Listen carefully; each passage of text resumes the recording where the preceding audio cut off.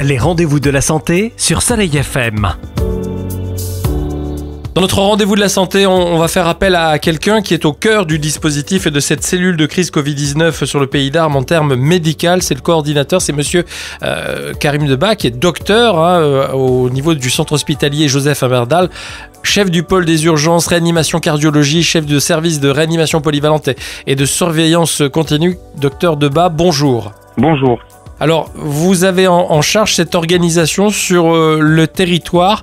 Le Pays d'Arles, on va dire le centre hospitalier d'Arles, a mis en place tous les dispositifs nécessaires en cas de pic et d'afflux de malades touchés par ce Covid-19. Oui, bien sûr. À l'instar des autres régions, des autres villes, le centre hospitalier d'Arles, autour, je dirais, d'une cellule de crise qui a été constituée il y a déjà plusieurs semaines, a préparé plein de choses pour pouvoir faire face à cette situation sanitaire inédite.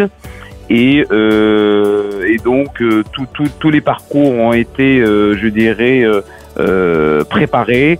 Et par ce biais-là aussi, on a augmenté notre capacitaire de réanimation pour pouvoir accueillir, je dirais, le maximum de gens qui auront besoin de soins lourds en réanimation. Comment se passe le parcours d'un malade qui viendrait au centre hospitalier et qui aurait les signaux? Et d'ailleurs, rappelez-les à nos amis auditeurs ce qui doit les alerter en ce qui concerne cette maladie. Alors, donc effectivement, il y a des signaux, ce qu'on appelle pathognomoniques, qui sont assez fréquents, et ça, on se base parce que faut savoir que ce virus, il y a trois mois, personne ne le connaissait. Et on commence à le connaître en marchant avec lui. Et on profite aussi des expériences des pays qui nous ont précédés, comme la Chine, comme l'Italie un peu plus tard. Donc les signaux les plus fréquents, c'est une fièvre qui quand elle existe, elle peut monter jusqu'à 39, une toux sèche, des courbatures, une fatigabilité, une fatigue inhabituelle. Il y a d'autres signaux qui peuvent apparaître, mais qui sont plus l'apanage des sujets âgés, mais il faudrait aussi les prendre en compte. C'est des diarrhées. Et aussi, depuis peu, on a découvert d'autres signes qui sont prédictifs d'infection à Covid. C'est perte de goût et perte de l'odorat. Effectivement, quand on a ces signes-là, il ne faut pas hésiter, je dirais, à se présenter, soit appeler son médecin si on n'a pas de signe de gravité, soit appeler le 15 quand on a des signes de gravité.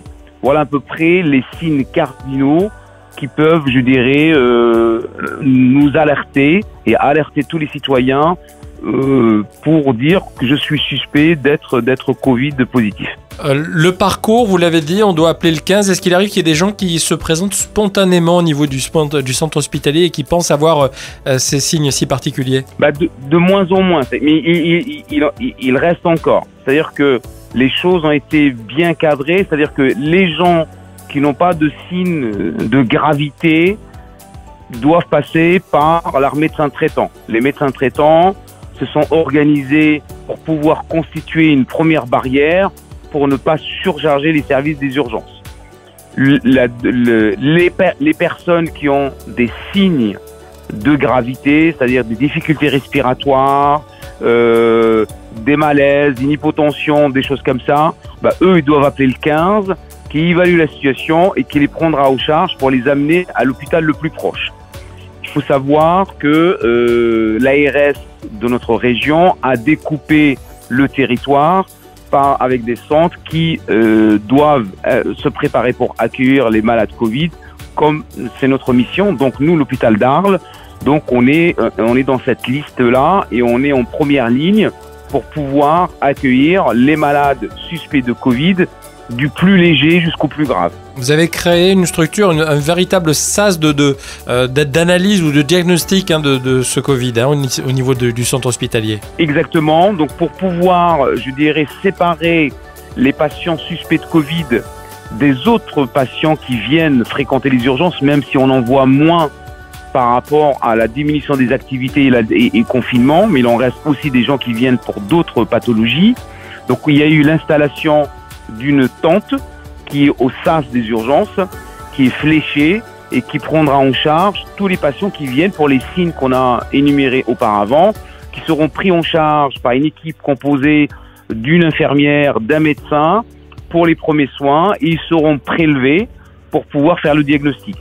À ce niveau-là, c'est le premier niveau. Les personnes qui n'ont pas de signes de gravité et pas un terrain de gravité reviennent chez eux avec je dirais, une fiche de conseil et leur médecin traitant est informé. Et après, on leur communiquera le résultat quand il arrivera. Les personnes qui ont des signes de gravité, mais qui ne sont pas vraiment en état de détresse, ils sont orientés vers l'unité Covid qui a été créée et qui est sous la responsabilité de notre pneumologue, le docteur Marie-Josée Colus, qui gère cette unité Covid, qui a actuellement une capacité de 11 places, mais qui peut être augmentée. Ils sont dans une unité complètement séparée du reste des structures de l'hôpital. Et s'ils présentent des signes de gravité, là, ils vont venir en réanimation de l'hôpital d'Arles, qui s'est préparé et qui a augmenté aussi son capacitaire pour pouvoir les accueillir. Parce que là, vous me le confirmez, on n'est pas encore au pic présagé, entre guillemets, de la maladie sur notre territoire. Vous l'avez dit, vos équipes sont prêtes. Justement, comment vous faites pour vous protéger? Comment vous allez faire pour gérer l'humain, puisque autant de spécialistes, de médecins, d'aides-soignants, d'infirmières, de gens qui participent à la logistique de l'établissement, comment vous allez vous organiser? Effectivement, c'est une organisation extrêmement lourde en moyens logistiques et en moyens humains. C'est-à-dire, au-delà des soignants, les médecins, les infirmières, les aides-soignantes, il y a aussi tous les gens, les brancardiers, les manip radio, les logisticiens, ceux qui s'occupent de l'alimentation, tout ça. C'est une armée qui se prépare pour pouvoir gérer cette situation. Effectivement, notre région, actuellement, n'est pas encore en tension, même si nos lits se remplissent progressivement. Et la seule chose qui pourra nous permettre de stabiliser la chose et de ne pas être dépassé par les choses, c'est le confinement. Le confinement, il a ce rôle primordial, c'est de pouvoir faire baisser la courbe et qu'on puisse construire, je dirais, comme je l'ai dit par ailleurs, une digue. Et cette digue pour pouvoir contenir la vague. On n'a pas envie que la vague dépasse la digue.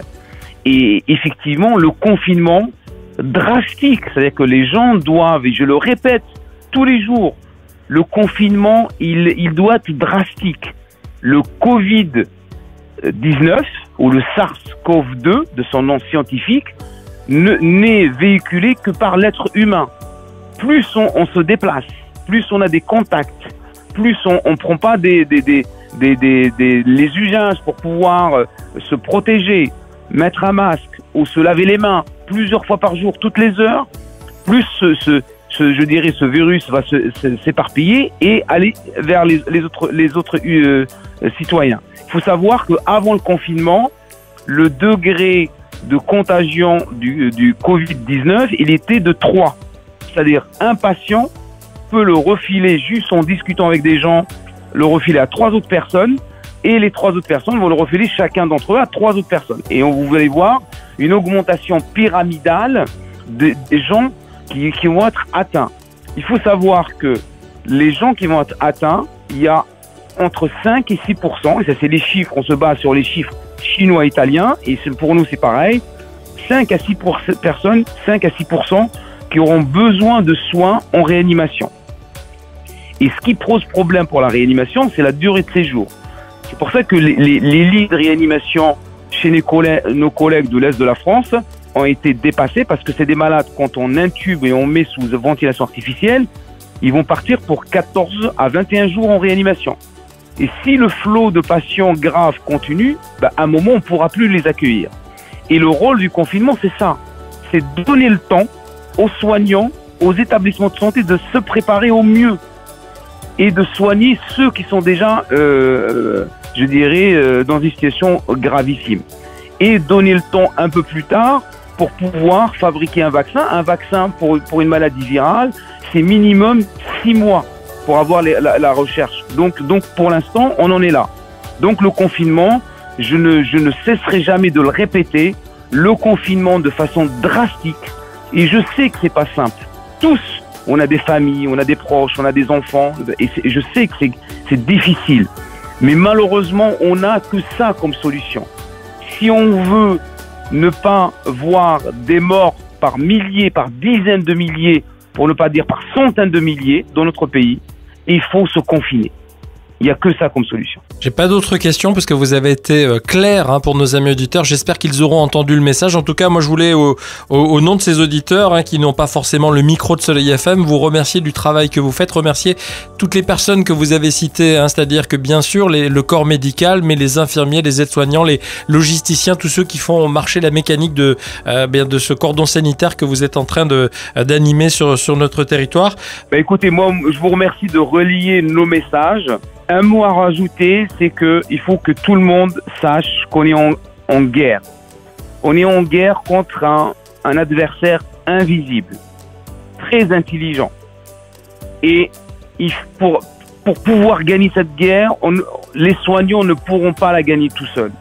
Ils ne pourront la gagner qu'avec la participation de tout le monde.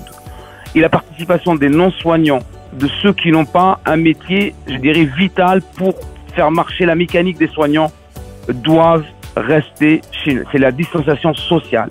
Il n'y a que ça qui nous pourra faire gagner cette guerre et pouvoir ne pas compter par milliers des morts. Merci Dr Debat. Karim Debat, donc chef du pôle urgence réanimation cardiologie, chef du service de réanimation polyvalente et surveillance continue au centre hospitalier d'Arles et coordinateur de la cellule de crise Covid-19 donc sur le pays d'Arles. Merci à vous et surtout bon courage, prenez soin de vous. Merci, bon courage à vous aussi.